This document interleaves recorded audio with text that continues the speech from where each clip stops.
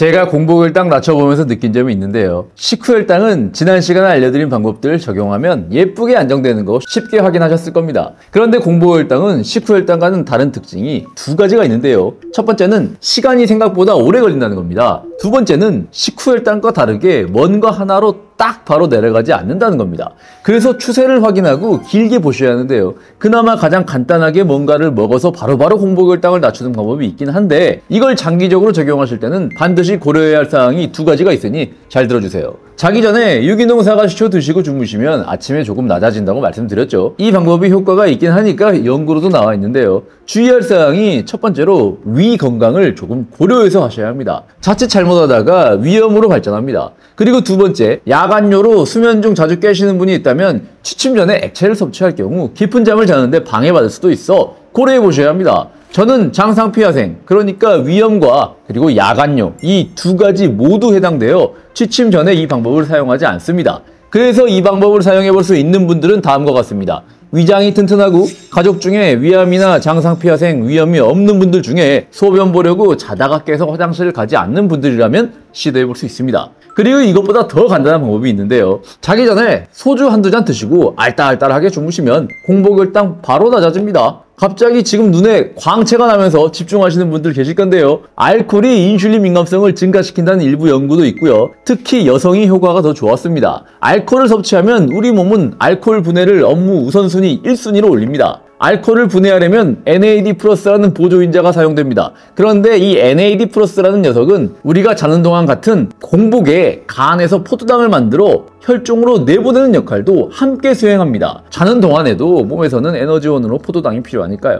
그런데 술을 마시면 이 NAD+가 술을 분해하는 데 가서 일을 하느라 포도당을 혈중으로 내보내는 일을 덜 하게 되니 공복혈당이 낮게 나오는 겁니다. 그럼 이거 좋은 거 아닌가? 그럴 리가 있나요?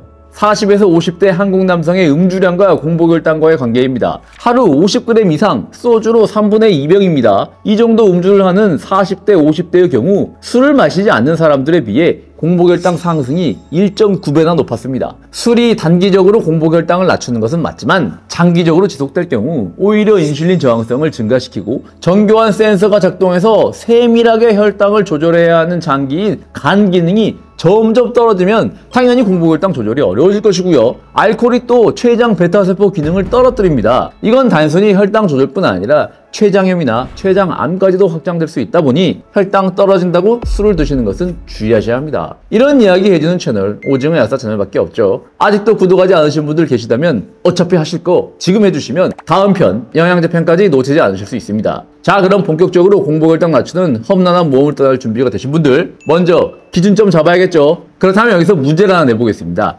아침 공복혈당이 몇 나오면 안심해도 될까요? 대답해보세요. 2초 드리겠습니다.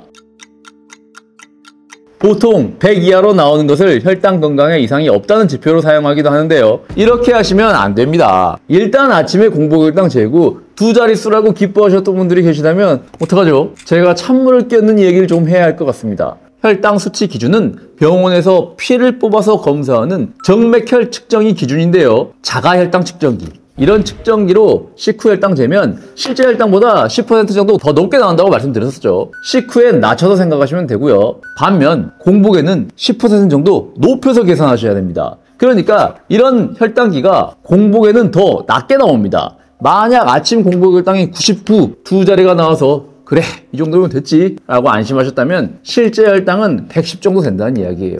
아마 이 영상 보시는 갑오징어 여러분들 대부분 지금 기분이 좀 불편하셨을 겁니다. 하지만 걱정 마세요. 어떻게 관리하면 공복혈당 수치 낮출 수 있는지도 오늘 영상 하나로 끝내드리겠습니다. 그런데 이런 혈당 측정기의 오차가 높으면 계속 높고 낮으면 계속 낮을 것이지 공복에는 낮고 식후엔 높은 이유가 뭘까요? 분명 이거 궁금하신 분들도 계실 건데요. 이유에 대해서 설명하면 지루해서 다 도망가시니 8편이나 9편 정도에 따로 알려드리도록 하겠습니다. 연소혈당 측정기도 마찬가지입니다. 오차가 기계마다 사람마다 다르니까요. 자가혈당 측정기로 한 번씩 측정하시면서 이 정도면 이 정도 되겠네 라고 자가 보정해 주시면 되겠습니다. 그래서 우리가 명심해야 할 것은 출발 현상이 우리 갑오징어 여러분들 모두 각자 다릅니다. 그리고 우리가 가야 할 길은 먼 길이기 때문에 여러분들이 앞으로 목표해야 할 공복혈당은 숫자로 몇 이렇게 정할 게 아니라 추세를 만드는 겁니다. 점점 더 줄어드는 추세로 가고 있다. 그럼 잘하고 계신 거고요. 점점 더 상승한다. 그럼 이번 당뇨 탈출 시리즈 1편부터 다시 복습하시면서 꾸준히 하시면 됩니다. 이번 시리즈 모든 영상이 독립적으로 구성되어 있지만 합쳐졌을 때 완벽한 솔루션이 되는 것처럼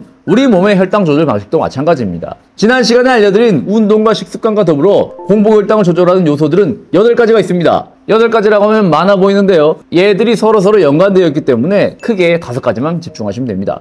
8가지 요소는 다음과 같고요. 화면에 나오죠. 이 중에서 식단과 운동을 잘 지키시면 식이섬유 섭취를 통한 장내 미생물 생태계 번성과 미생물끼리의 네트워크를 활발하게 업그레이드 시킬 수 있습니다. 뿐만 아니라 저탄수화물 음식과 규칙적인 유산소 운동은 지방간과 내장 지방을 제거하며 공복혈당을 생산하는 간을 젊게 되돌릴 수 있습니다. 근육량 증가는 당연하고요. 지금까지 알려드렸던 2가지 운동과 식습관을 잘 지키시면 5가지는 자연스럽게 따라오고요. 이제 남은 것이 수면과 코티솔 그리고 영양소입니다. 수면이 중요한 것은 아시죠? 나는 하루에 7시간은 충분히 자니까 나는 고칠 게 없다 라고 생각하시는 분들이 계시다면 틀렸습니다.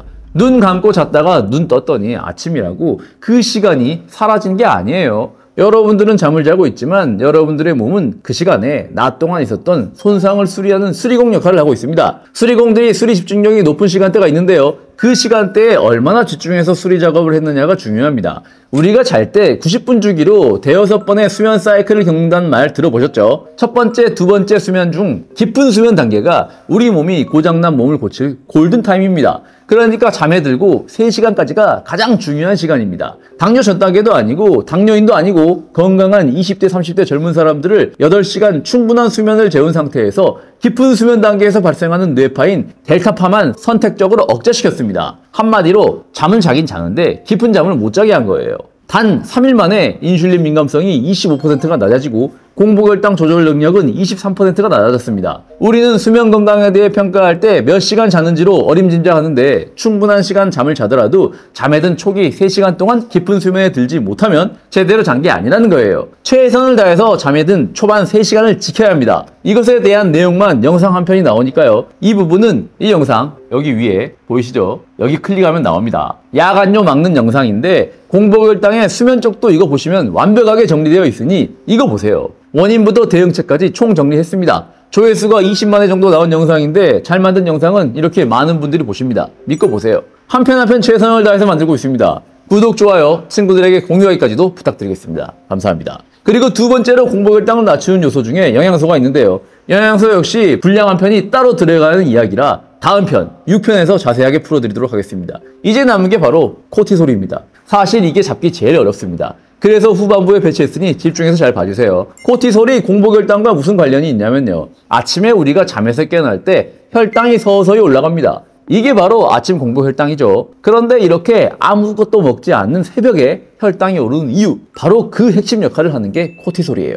새벽에 코티솔이 분비되면 발생하는 증상이 2가지가 있는데요. 첫 번째는 각성을 일으킵니다. 잠에서 깨우고요. 두 번째는 혈당을 높입니다. 그래서 코티솔 분비가 너무 많으면 아침 공복혈당이 고혈당 가는 거예요. 반대로 너무 적게 나오면 아침에 일어나기가 힘들어지고 만성 피로가 됩니다. 그래서 중요한 건 코티솔이 너무 많지도 너무 적지도 않게 딱 적절한 수준에서 조절되는 겁니다. 그렇다면 아침뿐 아니라 점심식전과 저녁식전에 위가 비었을 때도 공복이죠. 이때도 코티솔 잘 제어 안 되는 분들 공복혈당 높아집니다. 코티솔은 스트레스 호르몬이라고도 부르는데요. 우리 몸이 스트레스 상황, 위기 상황에 처하면 그것에 잘 대처하기 위해 일시적으로 몸 상태를 도망을 잘 치는 모드로 바꾸는 호르몬입니다. 그런데 여기서 대부분 잘 모르는 사실이 있는데요.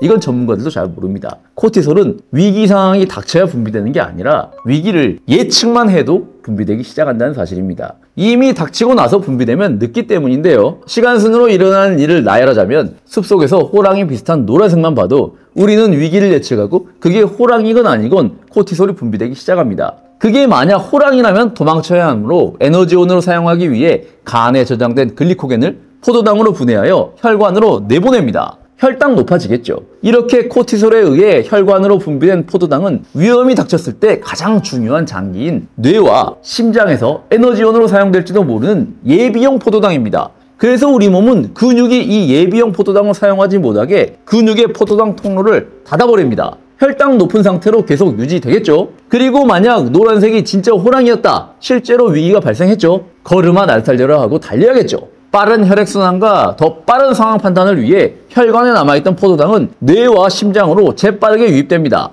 참고로 이때 근육은 에너지원으로 혈관에 있는 포도당 대신 근육에 저장된 글리코겐과 지방을 분해해서 만든 에너지원을 활용해서 신나게 도망칩니다. 무사히 도망쳐서 위기 상황이 끝나면 어떻게 될까요? 혈당을 높였던 포도당은 뇌와 심장에서 다 사용했겠죠. 그래서 다시 위기 상황이 종료되면 혈당은 다시 정상으로 돌아갑니다. 굉장히 자연스럽고 효율적인 시스템이죠. 문제는 뭐냐면 현대인들에게 위기 상황은 호랑이처럼 실제 목숨을 걸고 몸을 써서 달아나서 혈당을 사용해야 할 위기 상황이 아니라는 겁니다. 그리고 코티솔은 위기를 예측만 해도 분비된다 그랬죠. 우리는 언제 위기를 예측할까요? 실제로 닥치지도 않은 걱정을 매일 하고 있습니다. 예를 들면 삼성전자가 3만전자가 되면 어떨까? 리플이 다시 700원이 되면 어떡하나?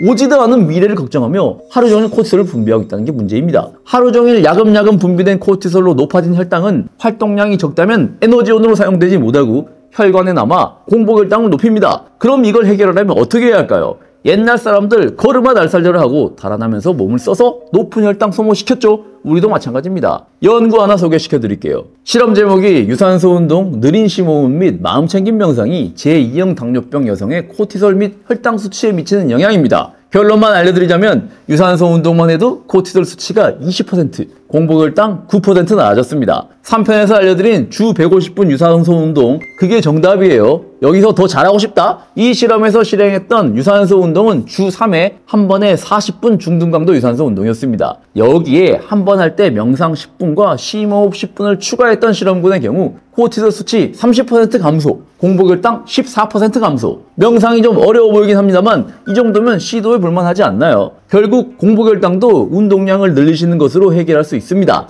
하지만 한 가지 알고 계시면 좋은 내용이 있습니다. 식후에 운동했을 때 오히려 혈당이 올라가는 현상은 소화 기능과 관련이 있다고 했었죠. 공복에 운동할 때도 혈당이 올라가는 경우가 있는데요. 이것 역시 코티솔과 관련이 있습니다. 코티솔이 분비될 정도로, 그러니까 우리 몸이 지금이 위기 상황이라고 느낄 만큼 갑자기 운동 강도를 강하게 운동하게 되면 운동을 하면서 오히려 혈당이 올라가 버립니다. 코티솔 분비되면 혈당 올라가는 이유 아까 설명드렸죠. 만약 운동 시 혈당이 높아지면 이건 운동 강도를 낮춰야 한다는 신호입니다. 역시 이거 확인하려면 운동 중에 막 혈당 잴 수 없으니까요. 연속 혈당 측정기 한 번은 착용해 보셔야 합니다. 맞죠? 그럼 다음 시간에는 여러분들이 좋아하시는 당뇨 영양제 이야기 해드리도록 하겠습니다.